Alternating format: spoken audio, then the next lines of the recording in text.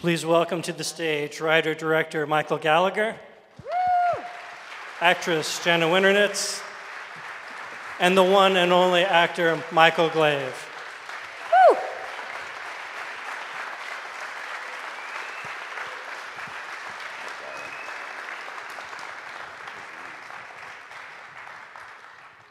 Thank you, Stony Brook. Happy Wednesday night, right, guys? Woo! Nothing will keep you away from a movie. Nothing. I know. Of course, you recognize the MC of the karaoke right there on the far.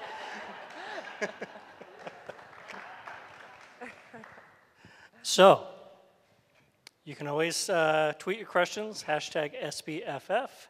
Do we have any questions? Someone wants to, I see a hand that wants to go up, and now she's ducking like she's embarrassed. That was Eve. Yeah. No, no? Okay, we'll come back to you. Yes, sir.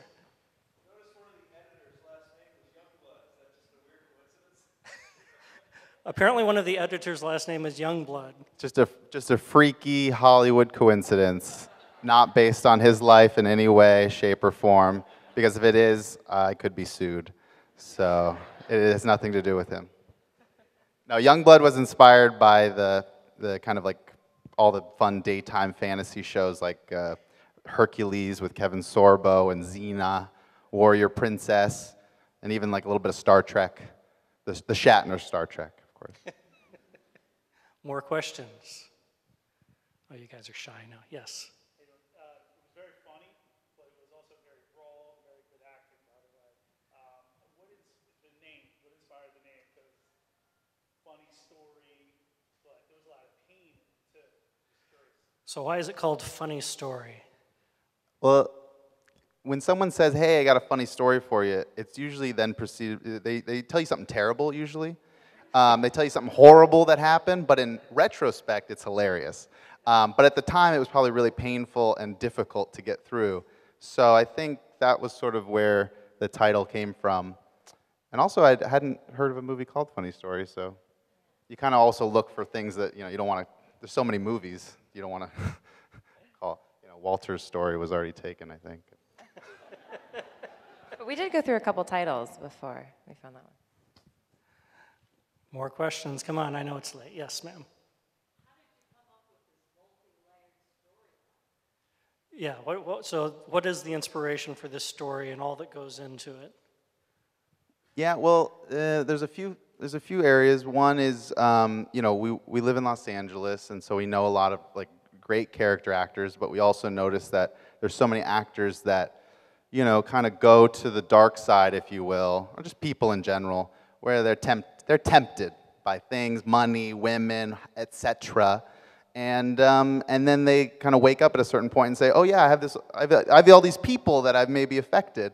And the way into this story was, what if, how does someone like that wake up? Like, how do you get somebody who's made some bad decisions again and again and again and again and again, and how do they actually change? And I think it has to hit home, really close to home, like their daughter. So I think it takes like screwing up the one person that you care about more than anyone else in the entire world's life to then maybe say, hey, I should reflect on my life choices. And then Kim, she's sort of she's someone who's going through her own pain. We always kind of thought of it like she's going through a quarter-life crisis and Walter's going through a midlife crisis. And these two people meet at just the right moment and cause chaos to everyone else.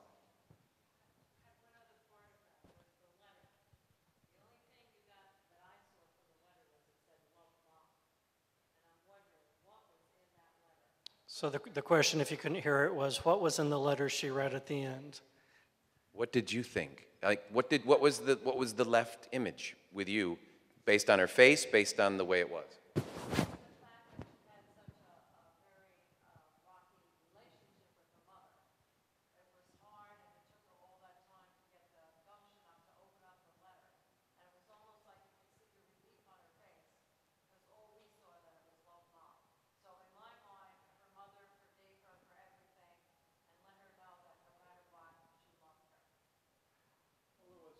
Beautiful. What was your favorite part about her mother?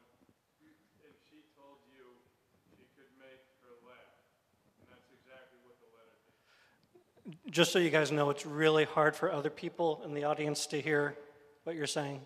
So Yeah, no, they both had great interpretations of the thing, but the question about what's in the letter specifically, we purposely didn't want to show it because it doesn't ultimately matter what was in the letter to the story. What really matters is Kim's, her resolution, and we wanted to leave that in the audience's mind because I don't know. I feel like when a movie tells you everything, exactly how to feel every step of the way, finishes every plot point, tells you what's going to go on for that person for the next 10 years, I don't know, I forget about those movies. But the ones that, kind of leave it up to you to have a conversation with the movie, those are the ones that I go back to, I think about more.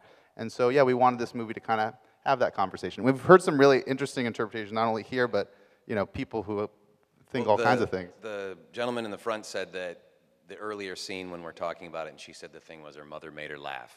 And so he saw that it looked like she had a relief that her mother had written something funny and had made her laugh, so there was a resolution there. And now, the last time we screened this, my mother was in the audience, and people were asking questions, and she raised her hand, and she thought that it was completely unresolved, and she was totally dissatisfied. I'm like, everybody, that's my mother. And then another woman stood up and said, I totally disagree. I completely disagree with you. And my mom was like, what is this? It was very funny. So I like that everyone has they bring to it their own, I like to hear, I didn't think of that, but you're right, that her mother made her laugh. And that's great. More questions? Yes, ma'am, right there. Yep, you.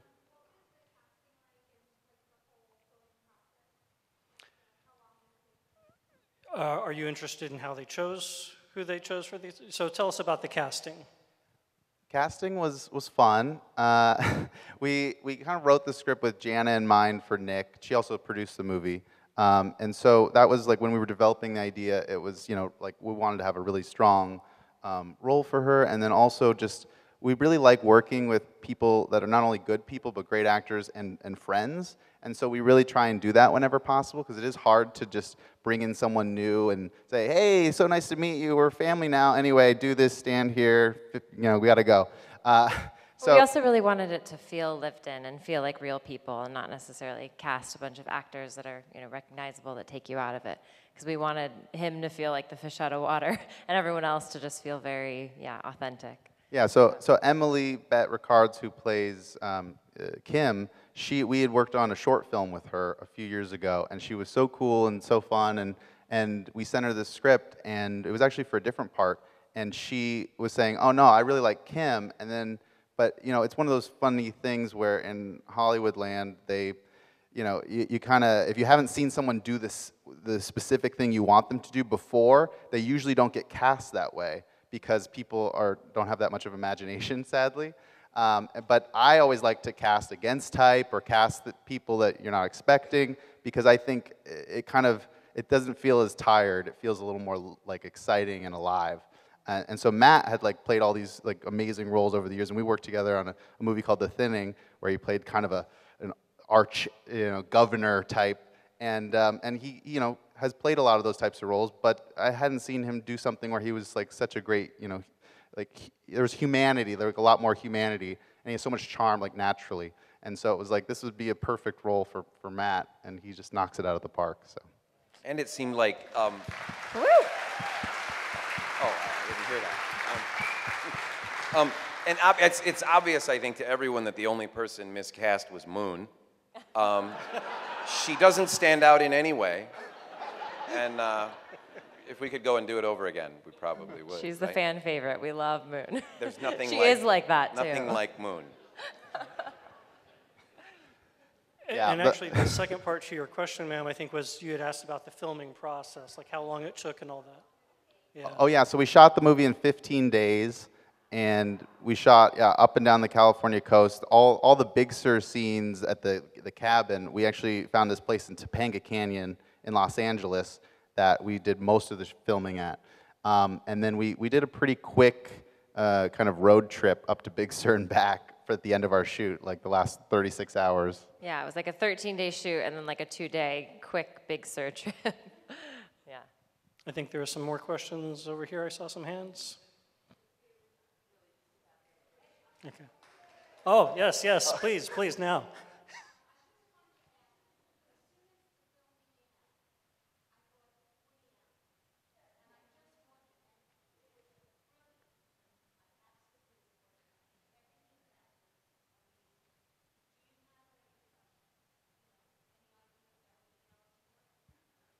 So the question is kind of, is Woody Allen influence on you? But I think you can open it up more and say, who are your influences as well? Woody Allen, that's a filmmaker? I'm just kidding. Of course, I love Woody Allen from a while ago.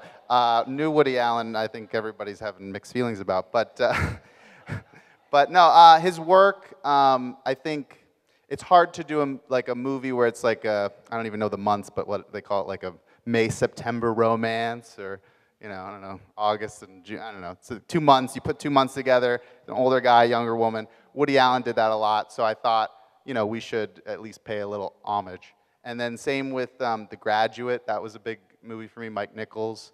And Like Sideways. Alexander Payne, the kind of like, I really like movies where they're sort of prickly characters, they're not easy to love necessarily, but they're human and they're real, and that's what you relate to. Thank you. Thank you. A few more questions. Way in the back. You.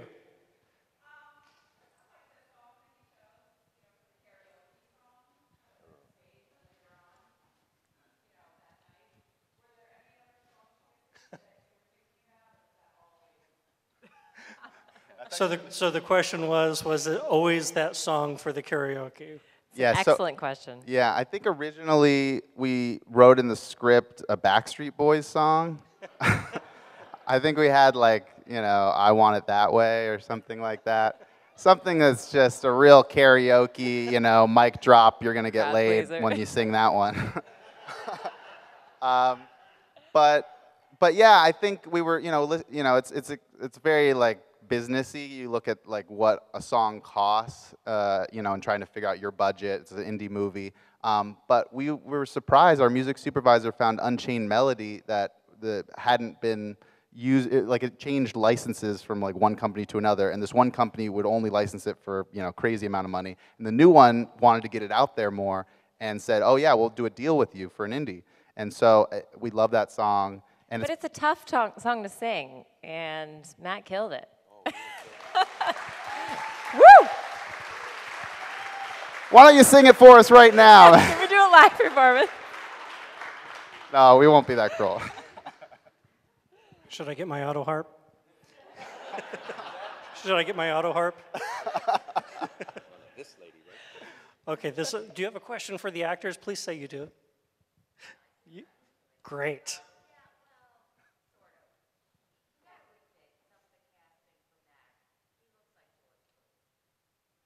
Say the last part again. He's been cutting his hair like mine for years. The question was, he looks like George Clooney. Yes, that was the question. No, it's easy. Oh, wait, who's he, really?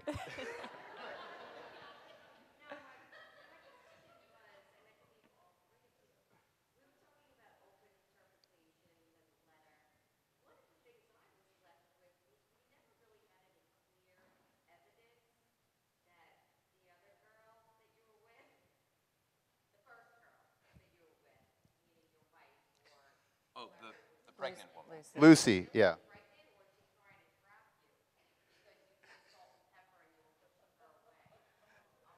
So if you can't hear the...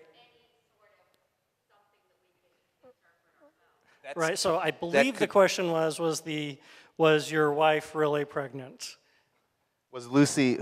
Yeah, she was asking about Lucy, the girl. We wrote it as a girlfriend, but we never really said if she was his wife or girlfriend. But the younger woman in the beginning that he's, says she's pregnant.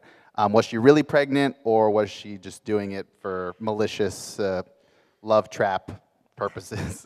And I think we kind of wanted it to be ambiguous. We actually had a couple other scenes with Lucy that we cut a little later that kind of tied it up a little bit more, that implied that she's been sleeping around and that she had maybe not been such a good person. But I think it just works better to kind of leave it As is. leave it as is? Yeah. Yeah, I mean, it was absurd because I was talking to Michael about it during the scene where she calls me on the phone and she's like, I felt the baby kick. And it's like, well, you're like 12 weeks pregnant or 8 weeks pregnant. You'd like a peanut's gonna kick you. It's like, it's completely absurd. And so like, it just kind of feeds it. That's absurd. So I don't know. I guess open to interpretation. Yes, sir, right there.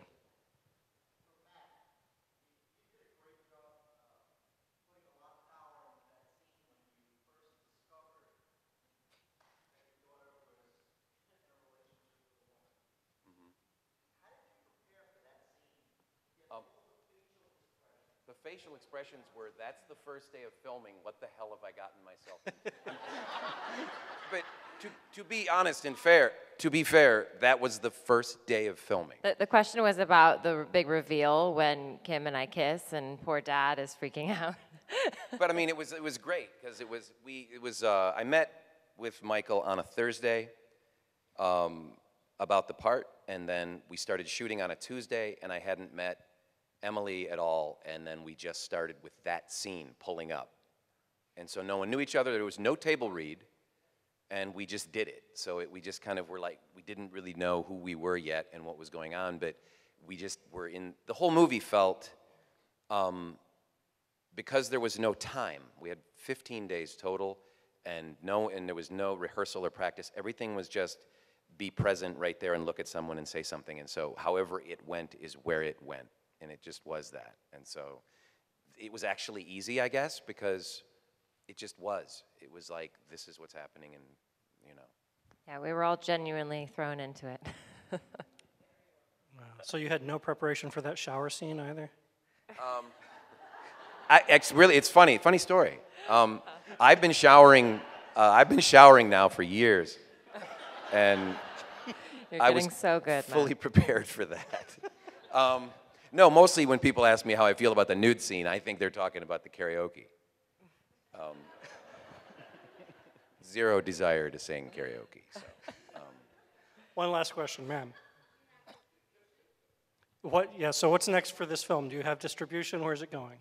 Yeah, we're working on getting distribution. We're really trying to get at least some kind of theatrical release because it's really fun to see this movie with a crowd. Like I think at home or like watching on your Apple Watch or something, you know, that's one thing.